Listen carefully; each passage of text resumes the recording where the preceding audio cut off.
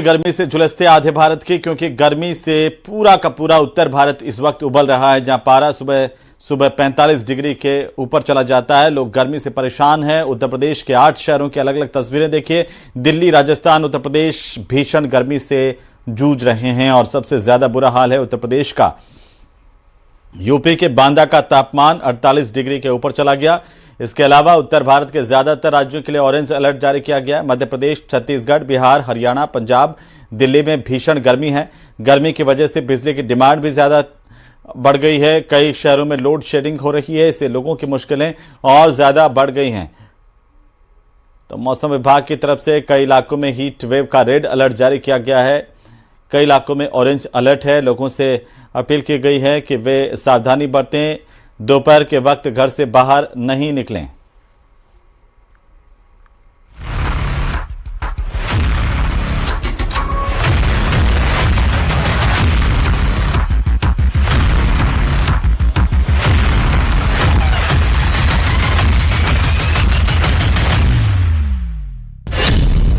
गर्मी से झुलस रहे देश को नहीं मिलेगी राहत।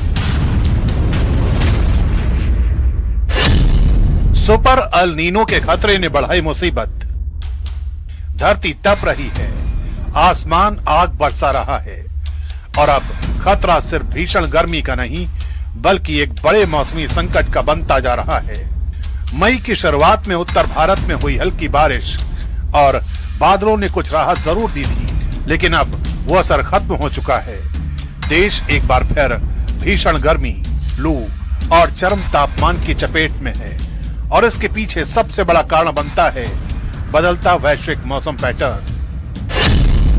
सुपर अल नीनो का खतरा। अंतरराष्ट्रीय मौसम एजेंसियों और वैज्ञानिकों ने चेतावनी दी है कि 2026 में बनने वाला अल नीनो पिछले 140 वर्षों में सबसे ताकतवर साबित हो सकता है। विश्व मौसम विज्ञान संगठन के मुताबिक मई से जुलाई के बीच इसके एक्टिव होने की संभावना सबसे ज्यादा है, जब प्रशांत महासागर का तापमान सामान्य से 2 डिग्री सेल्सियस ज्यादा बढ़ जाता है तो सुपर अल नीनो की स्थिति बनती है। इस बार इंडोनेशिया, मध्य अमेरिका और दक्षिण अमेरिका के तटों के पास समुद्र में असामान्य गर्मी जमा होकर एक खतरनाक वार्मिंग रिंग बना रही है, जो पिछले 40 वर्षों में सबसे असामान्य पैटर्न माना जा रहा है और दुनिया भर के मौसम को प्रभावित कर सकता है। सुपर अल नीनो के चलते भारत में चेतावनी। देश के बड़े हिस्से के लिए आने वाला एक सप्ताह बेहद चुनौती भरा रहने वाला है। देश का करीब 2/3 हिस्सा इस वक्त गर्मी की चपेट में है। मौसम विभाग ने दिल्ली एनसीआर के लिए ऑरेंज अलर्ट जारी किया है, जहां अगले 6 से 7 दिनों तक तापमान 45 डिग्री से ऊपर रहने का अनुमान है। उत्तर, पश्चिम और मध्य भारत में लू से लेकर भीषण लू की स्थिति बनी रहेगी।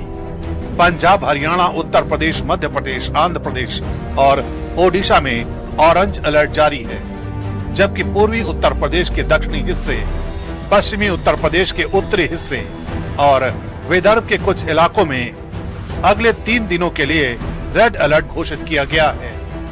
दक्षिण भारत में भी तमिलनाडु के कुछ हिस्सों में हीट वेव का खतरा बना हुआ है। मानसून पर भी असर डालेगा super El Nino. Super El Nino का सीधा असर भारत के मानसून पर पड़ सकता है। मौसम विभाग के मुताबिक इस साल मानसून सामान्य से कमजोर रहने की आशंका है। जहां देश में औसतन करीब 870 मिलीमीटर बारिश होती है, वहीं इस बार ये घटकर लगभग 800 मिलीमीटर तक रह सकती है और मानसून फेल होने का खतरा भी सामान्य से 2 गुना बताया जा रहा है। इसका सबसे बड़ा असर खेती पर पड़ेगा, क्योंकि देश के करीब 60% किसान बारिश पर निर्भर हैं। धान, दाल और गन्ने जैसी फसलों की पैदावार घट सकती है, जिससे खाद्य की कीमतों में बढ़ोतरी का खतरा है। जबकि पूर्वोत्तर और हिमालयी क्षेत्रों में बारिश और बर्फबारी के पैटर्न में बदलाव नदियों के जलस्तर को प्रभावित कर सकता है। इस बीच 25 मई से 2 जून तक रहने वाला नौतपा हालात को और गंभीर बना सकता है। साल के ये 9 दिन सबसे ज्यादा गर्म माने जाते हैं, जब सूर्य रोहिणी नक्षत्र में प्रवेश करता है और उसकी सीधी किरणें धरती पर पड़ती हैं। पहले से ही 45 डिग्री के पार पहुंचता तापमान, लू के थपेड़े और गर्म रातें, ये सब मिलकर इस बार नौतपा को और खतरनाक बना सकते हैं। कुल मिलाकर संकेत साफ है, एक तरफ रिकॉर्ड तोड़ गर्मी, दूसरी तरफ सुपर अल नीनो का खतरा और कमजोर होता मानसून। यानी आने वाले दिन सिर्फ गर्म नहीं बल्कि चुनौतीपूर्ण भी होने वाले हैं।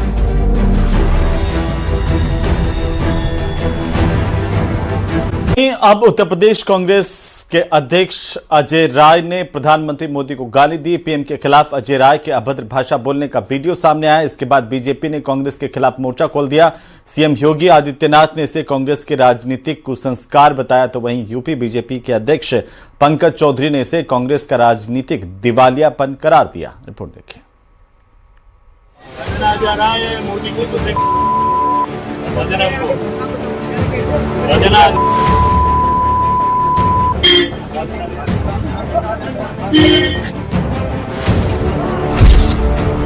कुछ दिन पहले राहुल गांधी के पीएम मोदी को गद्दार वाले बयान के बाद अब यूपी कांग्रेस अध्यक्ष अजय राय ने भी पीएम मोदी पर अभद्र टिप्पणी की है।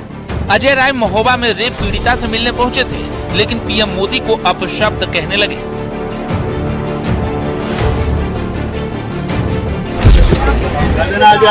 मोदी की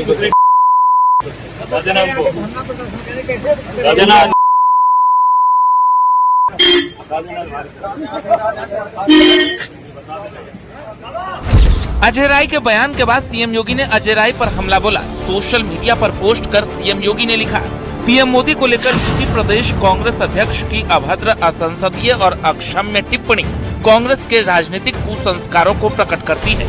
पूर्व में कांग्रेस के युवराज भी अपने कुसंस्कार का परिचय दे चुके हैं। कांग्रेस अब हताशा, निराशा, कुंठा और मानसिक दिवालियापन के शीर्ष स्तर पर पहुंच चुकी है। अब देशवासियों से क्षमा मांगने लायक भी स्थिति उनकी नहीं रही है। कुछ दिन पहले ही राहुल गांधी ने पीएम मोदी को गद्दार कहा। वहीं एसपी सांसद ने उनकी जाति को लेकर सवाल पूछे। जब आरएसएस के कार्यकर्ता आपके सामने आएंगे, नरेंद्र मोदी की बात करेंगे, अमित शाह की बात करेंगे, उनसे आप सामने उनको कहो कि आपका प्रधानमंत्री गद्दार है, आपका होम मिनिस्टर गद्दार है, आपका संगठन गद्दार है, आपने हिंदुस्तान को बेचने का काम किया है। ये है कि प्रधानमंत्री जी कहाँ पैदा हुए हैं। कभी कहते हैं कि हम बिहार में थे, कभी कहते हैं कि हम बंगाल में भी हुए हैं, हम कभी गुजरात की बात तो कहते ही कहते हैं।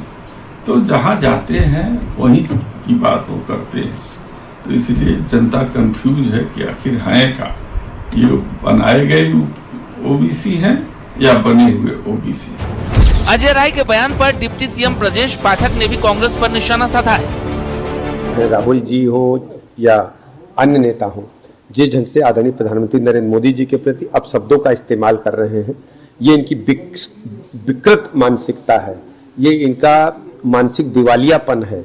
और इससे अधिक मैं क्या कहूं कि पूरी तरह से मानसिक रोगी हो गए हैं। बीजेपी के आईटी सेल के प्रमुख अमित मालवीय ने अजय राय का वीडियो सोशल मीडिया पर पोस्ट किया। उन्होंने लिखा कि जब अजय राय अस्वस्थ थे तब पीएम मोदी ने उनके शीघ्र स्वस्थ होने की कामना की थी। आज वही उनके खिलाफ अभद्र भाषा बोल रहे हैं। Bureau report, news 18।